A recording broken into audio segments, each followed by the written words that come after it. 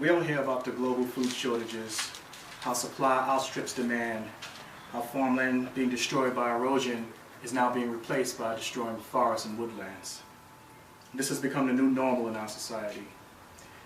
The food that we do get is so devoid of taste and texture, it almost seems like a crime to have to eat it. In fact, LA Times writer John Barden wrote, "The mass-produced tomatoes we buy at the grocery store tend to taste more like cardboard than fruit. New researchers have discovered one reason why. A genetic mutation common in store-bought tomatoes that reduces the amount of sugar and other tasty compounds in the fruit." I believe this to be the case with many other foods that we eat.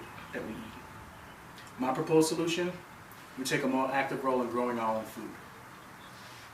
What makes me qualified to make such a statement? Well, unfortunately, I have to eat the vegetables from the store, and I can tell you how bad they taste, even compared to 20 years ago. Also, I grow a fair amount of my own vegetables to supplement the food that I have to get from the store. It puts the store-bought produce to shame, to be honest. In fact, in a Food Matters 2009 article called "The Top 10 Reasons to Grow Your Own Organic Food," it says many studies have shown that organically grown food has more minerals and nutrients than we need than food grown in synthetic pesticides. My goal today is to share my beliefs as to why we should be more proactive in growing our own food.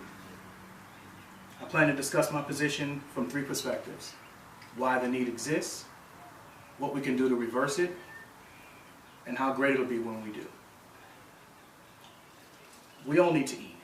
All 7+ billion of us need that biological requirement. The food we get is lacking in taste, texture, and nutrition. This is virtually undisputable.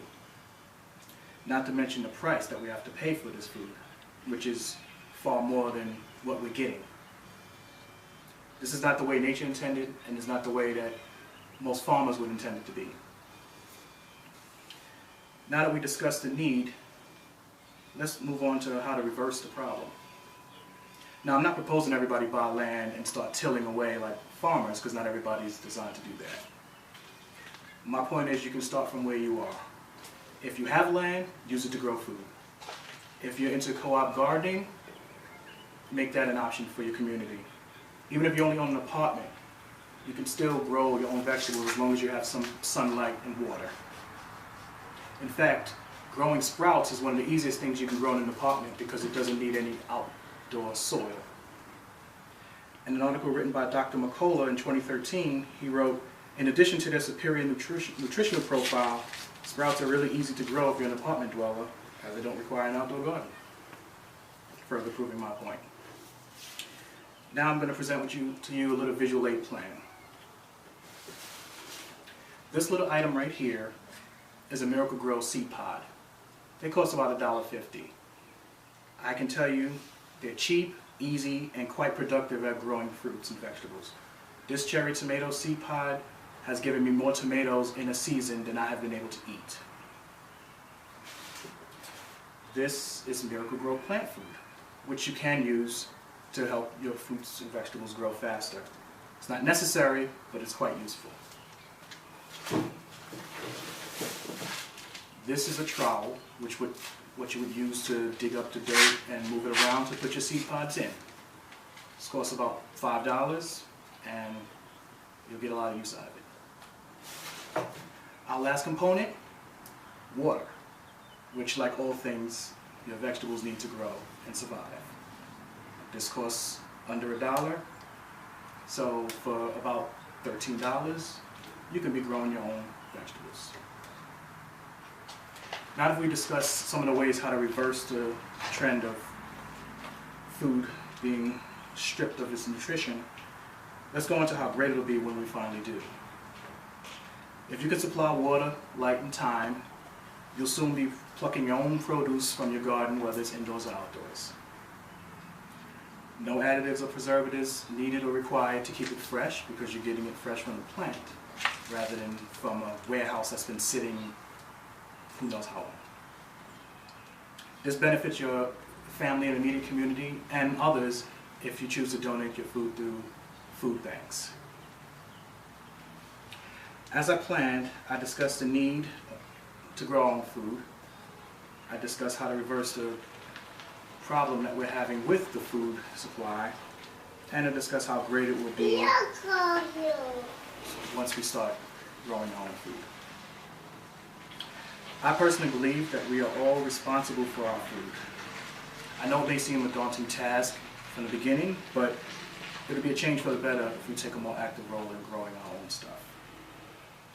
And this is not something that we all have to do at the same time, but one person, one community at a time, we can get the job done. I like to eat the freshest food possible, and I'm sure you do too. I think growing our own food is a natural progression from being totally reliant on the food industry to becoming more self-reliant as individuals and communities and societies.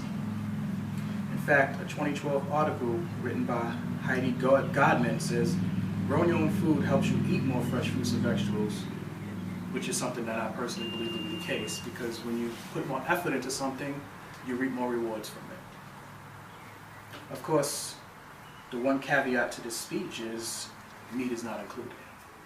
That's something that you have to take care of your own, because I don't have any interest in raising livestock. Thank you very much for your time. That has been my speech on why we need to take control of our own food supply.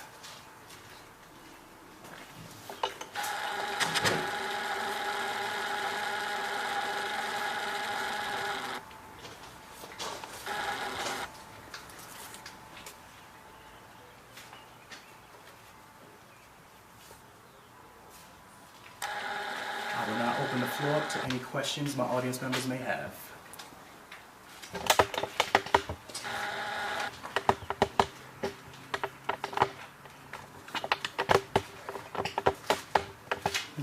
Do you have a question? No, sir. How about you? Do you have a question, Russ? Nope. Sarah, do you have any questions? I do not have any questions. And Janelle, do you have a question? Yeah, what other vegetables do you grow? Well, I grow cucumbers, I grow tomatoes, I've grown basil, cilantro, peppers. Tried my hand at some strawberries, but that didn't quite work out yet. But I'm optimistic this season it will. Where do you grow them? I grow them on my patio deck because that's the only space I have that gets so much sunlight that it can sustain growing that many fruits and vegetables. That's all the questions I've got. All right, well, thank you for attending, everyone. Have a great one.